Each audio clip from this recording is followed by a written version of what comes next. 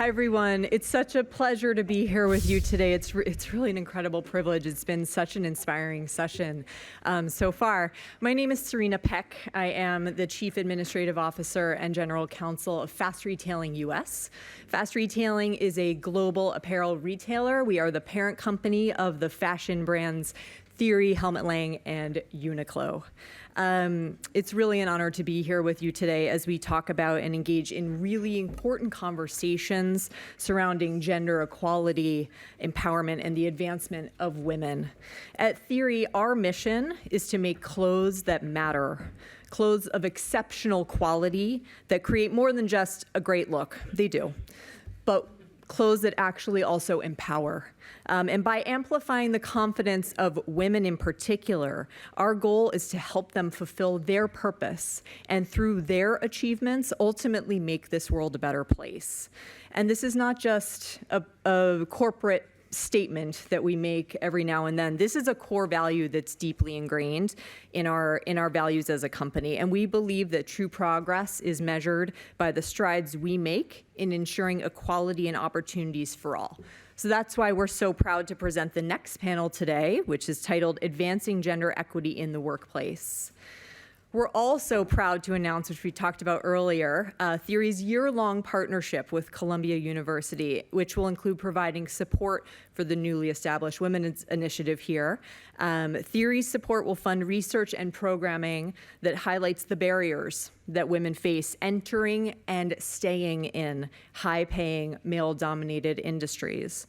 One of the main drivers of the gender wage gap, as we know, is occupational segregation, right? This phenomenon of persistent demographic underrepresentation in high-paying jobs and overrepresentation of women in low-paying professions.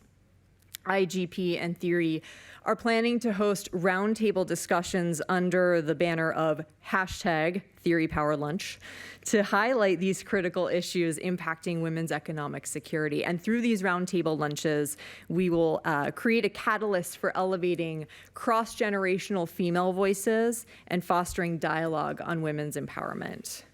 Now at Theory and Fast Retailing, we've spearheaded a number of important initiatives aimed at advancing women within our own organization, from our commitment to achieving 50% or more of women in leadership roles, to creating networking and mentoring opportunities for women to ensure that they have clear paths to grow. But one initiative that I'm particularly proud of that has come up so much today is our industry-leading childcare benefit that we offer to our own employees. And through this childcare stipend, we empower our team members to thrive both personally and professionally, paving the way for a more equitable future. So we've had the great honor of working on this initiative directly with Reshma Saujani, who you'll see here in a minute. She'll be speaking on the next panel, and her organization, Moms First. We've been working with them to amplify the message that supporting working mothers and parents is not just a matter of policy.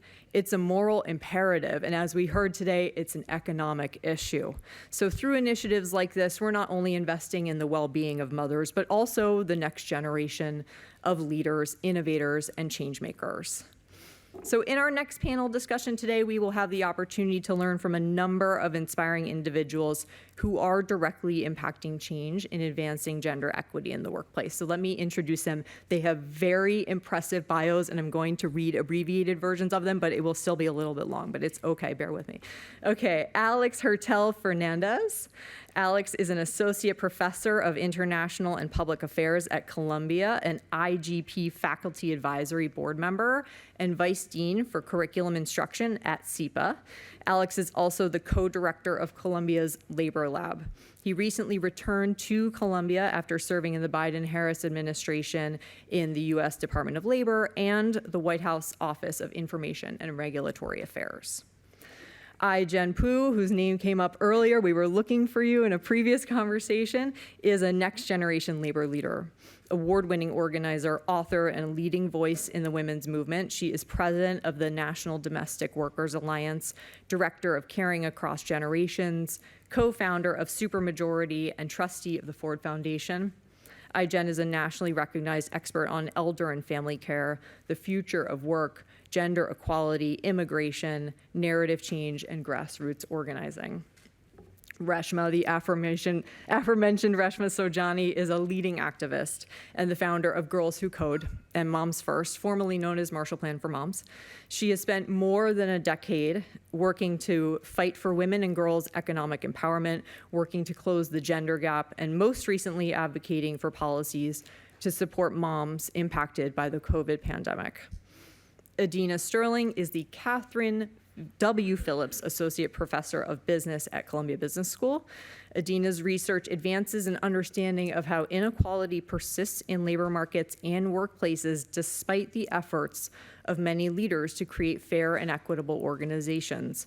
In 2018, Adina founded the Equity by Design Lab while she was at Stanford University.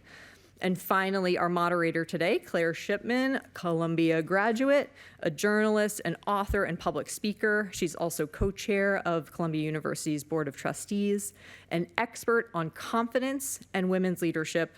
She's written 4 New York Times best-selling books: The Confidence Code for Girls, Living the Confidence Code, and Womenomics. And she has a new book coming out in June, focused on women and power, called The Power Code. And her co-author on all 5 of these books has been Katty Kay from BBC. So I now have the privilege of handing over the stage to our distinguished panelists who work day in and day out to create a more inclusive and equitable future. So please join me to welcome them. Thank you.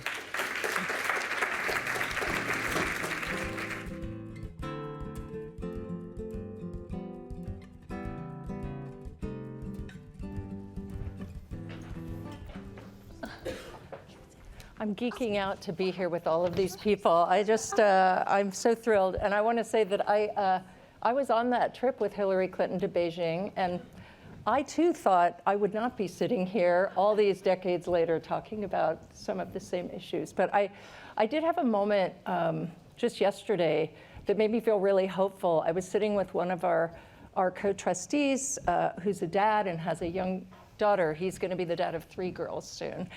And he has a 4-year-old. And he said to me, "Claire, I'm looking at the world and it seems so unequal for my daughter." And he was so worried about it. I thought, yeah, that's what I've been thinking. That's what you've been thinking. But it was so nice to hear this young dad thinking the same thing. So we're, on the journey together. Thank you all. Reshma, I want to start with you. The pandemic put this light on women and work and the burdens that women often have, taking care of kids and working, all of that. We saw it all. We saw dads trying to pitch in, and they saw how hard it was. And I think a lot of us thought, oh, okay, well, now everybody really knows, so it's all going to change. And in fact, it hasn't. It's gotten harder in a lot of ways for women. I mean, what do you think are the biggest issues affecting working moms, especially right now? Yeah, I mean, I think it got sadder, right? Because you're like, this isn't my personal failure, this is society's failure, and everyone can see it now, and you're still not passing the bill that you need to pass, making the legislation happen. Look, I mean, I found myself in 2020 on top of the world. Girls Who Code had a Super Bowl ad. I had raised $100 million, taught 500,000 girls to code.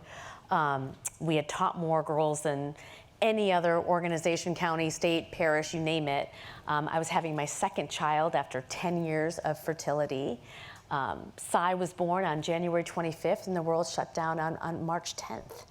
And I found myself, like many working moms, having to homeschool my 6-year-old, take care of a newborn, and make sure that my nonprofit, Girls Who Code, didn't get shut down. Because when pandemics hit or crises hit, the first resources to go are to women and girls. And what I saw during that time just opened my eyes up forever. Half the girls we teach at Girls Who Code are under the poverty line, are Black and brown. And so many of them were on their way to major in computer science, but their mothers were essential workers. So instead of going off to college, they had to stay home and take care of their siblings. So you saw how living in a country that has a broken structure of care creates this generational cycle of poverty that women, and women of color in particular, can never get out of. And what I mean by that, right, is the United States is the only industrialized nation that doesn't have paid leave, right? 1 in 4 women go back to work 2 weeks after having a baby. The United States is the wealthiest nation that puts the least amount of money in childcare. 40% of parents are in debt because of the cost of childcare. And the third thing is that, you know, we have pay equity. We love to talk about pay equity like it's about gender inequity. It's about inequity in terms of who's doing the care work. For dads, like we were just talking about, for every child they have, they make 6% more on their salary. We lose 4% for every single kid. But for far too long, we've been saying to women that the problem is you. The reason why, you know, we don't have equality in the United States is because, you know, you don't have enough confidence, or you haven't leaned in harder, or you didn't take that coding class, or you didn't color code your calendar, right? We're not the problem. We've never been the problem. The problem has always been the structure. We've always been set up to fail by the fact that the school day is 8:30 to 3 and the work day is 9 to 5, set up to fail. Right when you wake up in the morning before you've even had a cup of coffee. And so I realized that I've been trying to fix the wrong thing. That even if I taught millions of girls to code, if I didn't help their mothers, I had not solved anything. And by God's grace and the grace of my mentor, Hillary Clinton, who encouraged me to start an organization I did not want to start because the first one almost killed me, I decided to launch Moms First with the very simple objective of doing 3 things: passing childcare, passing paid leave, and closing the pay gap. And you know, the way that we've approached the problem, because there's been so many incredible people like IGN who've been working on this for so long, and we really kind of asked ourselves, well, what can we do to add to getting there a little bit faster? And you know, the first thing was, and Serena touched on this, is that, you know, this is not a personal problem. This is not a personal failure. It is an economic issue. Women cannot work if they don't have childcare, and quite frankly, most women work to work. And so, you know, if again, 50% of Americans live in childcare deserts, right? Or the vast majority of us are in debt because we can't pay for kinder care, there's a problem. And so while we're waiting for a bunch of men in Washington to finally get it together, businesses have an opportunity to stand up, especially in moments of tight labor markets where we're losing out on the most talented workers because of our failure to solve this problem. So in the past 2 years, you know, we have over 130 companies that are part of our National Business Coalition. Can you believe it, Hillary, when we started talking about this? We've gotten hundreds of thousands of women, in particular low-income women, like women who work at fast retailing, childcare subsidies. And we've shifted the conversation that this is about economics. And we had a conversation at WEF for the very first time, bringing childcare to the center stage. The second thing is we've built the largest movement of moms that are not partisan. We have 1.3 million members that are part of Moms First. 40% of them live in Republican districts. So last week when they took away our right to IVF in Alabama, we raised a fuss, right? And we're going to continue to make sure that this is not something that is about Democrats, Republicans, but it's about being a mom. It's about being a caretaker. And the third thing is we're infusing innovation to this, which I know we're going to talk about later on, and using tools like paidleave.ai that we built in partnership with OpenAI to start seeing this issue again as an economic issue and thinking about it in economic terms. But you know, I am actually quite hopeful, because I think we've had enough. You know, I think we have finally had enough, and they've gone too far. And the pandemic was such a blessing because I realized, man, it's not that I had married the wrong person, right? It's not that like I was just a failure and everybody on Instagram was succeeding. I realized that, and I think all of us realized that we had been focused on the wrong things, and that we have a shot to really fundamentally change it. Thank you. I like your optimism. Jen, I have so many questions for you. So I love that, you know, turning to the economics of it, that seems critical. And unpaid caregiving does fall predominantly to women, right? And not just for kids, right? It's taking care of all the people in our lives who need it. That's right. And I think, but I'm I go back and forth between, right, we need to quantify that, right? The very fact that it's not quantified at all, right? That contribution to the economy is a problem. But there's also a values argument that Mayor Lopez was making, which is just that, okay, the reality is that's kind of great stuff in life, right? And how do we get men to value that as much as we do, right? And that's not only an economic argument. And I guess, finally, I would ask, you know, what in terms of state government, local government, federal government, like what could we be thinking about that would push any of this along? great questions. And I'm actually just going to pick up where Reshma left off and just say that this is a really hopeful time because we have so much momentum and we are starting to measure. In fact, Pivotal Ventures and McKinsey valued the US care economy at about $648 billion per year of economic activity in the US, which is more than the entire pharmaceutical industry, to give you a sense of scale. And we have more champions across every sector of society and the economy than ever before. And we passed a bill through the United States House of Representatives just a couple years ago that included almost $750 billion of investments in care, establishing 4 weeks paid family medical leave, expanding access to home and community-based care for older adults and people with disabilities, raising wages for care workers, expanding access to childcare. We actually got that through the US House of Representatives and came just a couple senators short of getting it across the finish line altogether. But we have so much momentum. It is actually undeniable. This is a question, this is inevitable. It's just a question of when and how bold and who is included. And I think that's where the policies really matter here. We need to think holistically about how we build a care infrastructure in this country. Because really the users of these programs are intergenerational family units and communities. So we need to think about childcare, making it affordable and accessible to everyone, which has been talked about a lot. But we also need to think about aging and disability care in this country. 10,000 people turn 65 every day in this country. And because of advances in healthcare and technology, we're living longer than ever, which is a good thing. But it also means that Alzheimer's has become an epidemic and other dementias. And we have more than 6 million people who are family caregivers for loved ones with Alzheimer's right now. And they have no support. They feel completely alone. And then paid family medical leave, as Reshma already addressed. And then the workforce. The care workforce of child care workers, direct care workers who take care of the aging and the disabled in the home and also in institutions. Right now, the median annual income for a home care worker in this country is $23,000 per year.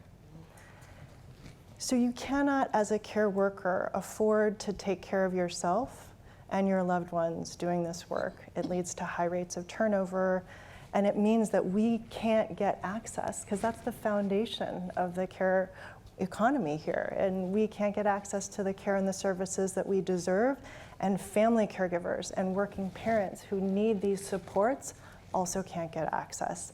And by the way, when we invest in care jobs, we call them triple dignity investments, because not only are you investing in jobs that are currently poverty wage jobs becoming dignified jobs and the benefit of that to the worker and their family, but it's also supporting the working family caregiver or mom or parent who relies on those care services in order to get to work every single day.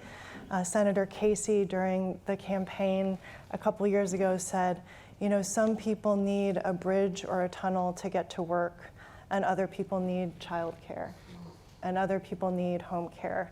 These are as essential investments to the well-being of our society as any other form of infrastructure.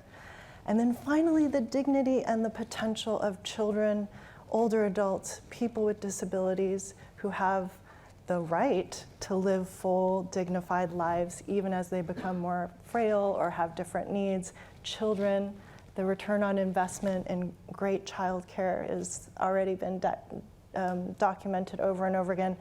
So I can't think of a better return on investment here than investing in this part of the economy, which is growing, these jobs that can't be outsourced or automated, at least anytime soon, right? Mm-hmm. So huge opportunity here.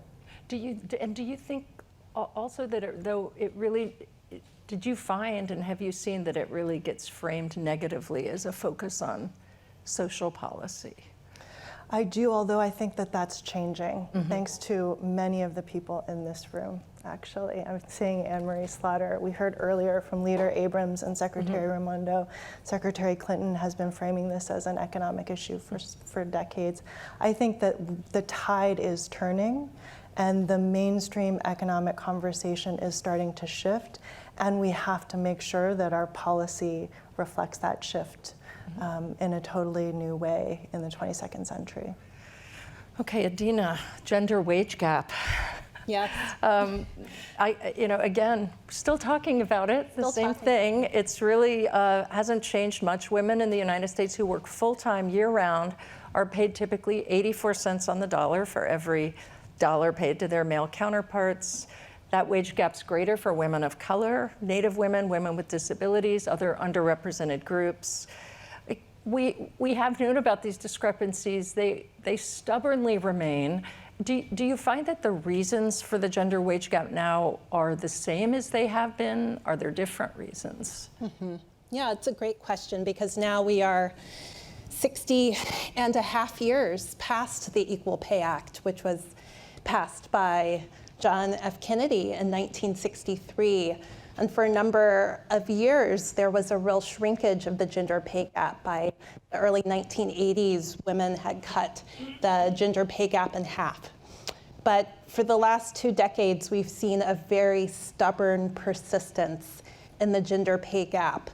And I think it has changed over time in terms of why women continue to lag in terms of salaries versus men. For a while, it really was a story about women and men doing different jobs, which we already covered in the introduction, this notion of occupational segregation.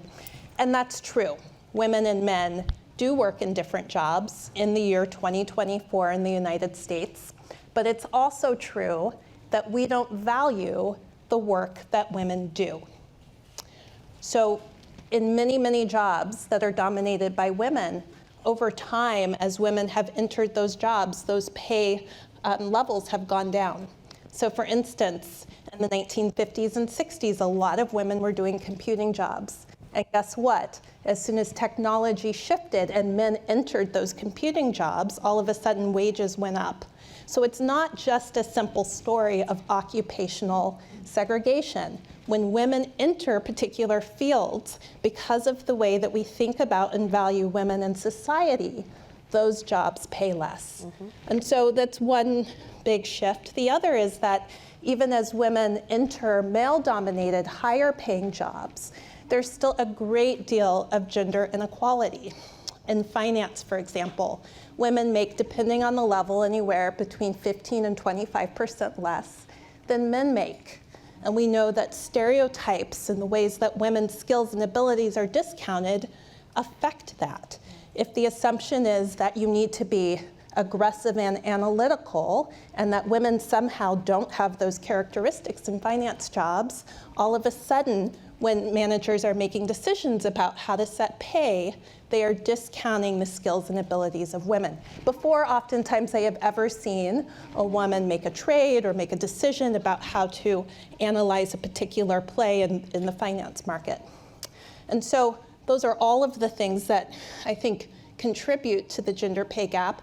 I'll mention one other one that's frequently talked about that I'm not a big believer in, and that's that women can't negotiate or don't negotiate well.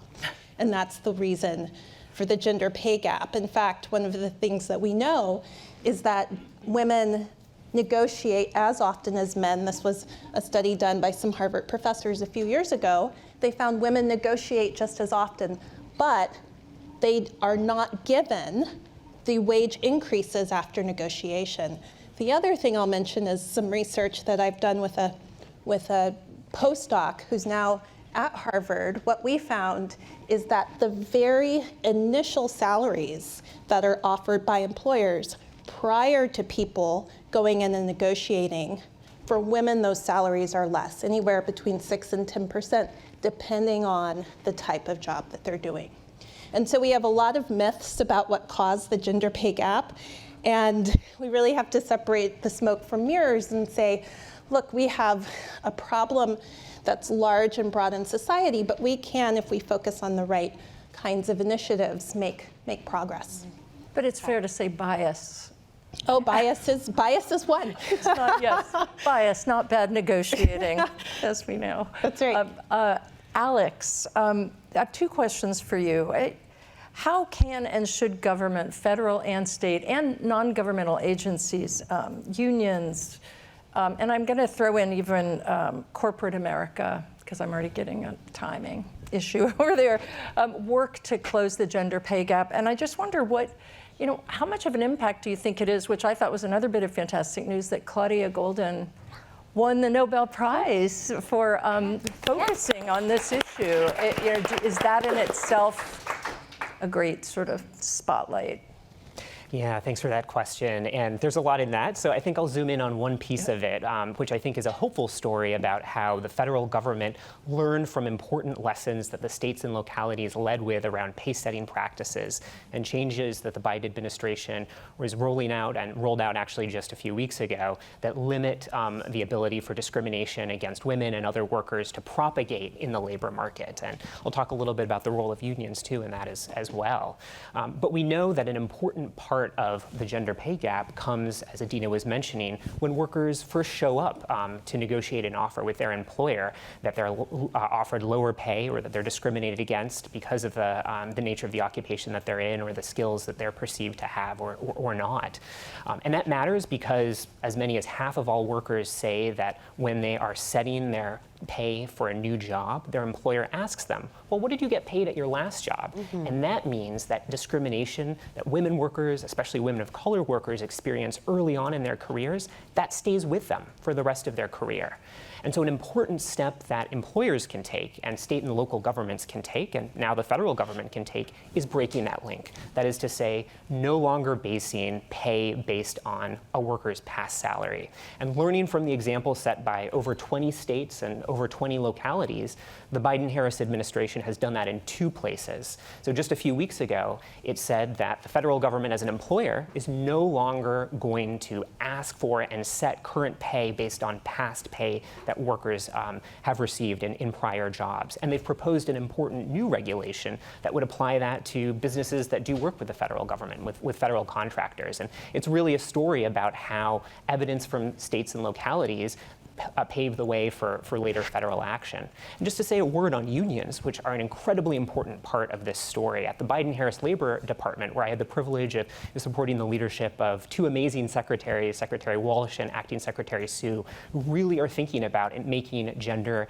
and racial equity real every day, we felt it was incredibly important to lift up the role that unions can play in addressing the gender pay gap and broader gender inequities in the workplace. We know that the gender pay gap is smaller in unionized workplaces, in unionized occupations, and that's because unions bargain over standardized pay in terms of promotion that are transparent to all workers. They have clear protected mechanisms if you feel that you've been treated in a way that is unfair because of your race, because of your gender, to address that, and there's more transparency around how you're treated, so you can figure out if you were discriminated against or not. Now, there's a natural experiment that I teach about in my class that I think shows this so vividly. In the state of Wisconsin in 2011, the governor passed a bill that weakened the ability of public sector labor unions, especially teachers unions, to collectively bargain over wages. Before that bill went into effect, no gender pay gap. When that bill went into effect and unions lost those collective bargaining rights, the gender pay gap emerged. So I think that offers such a striking example of how we already have tools like unions, like these new policies around pay setting practices that can help reduce the gender pay gap. Thank you all. Reshma, Adina, and Alex, policy, right? Solving for care, solving for the pay gap. It's not that women don't want power, but if we want women in power, we have to get this stuff done. I'm really grateful. Thank you all.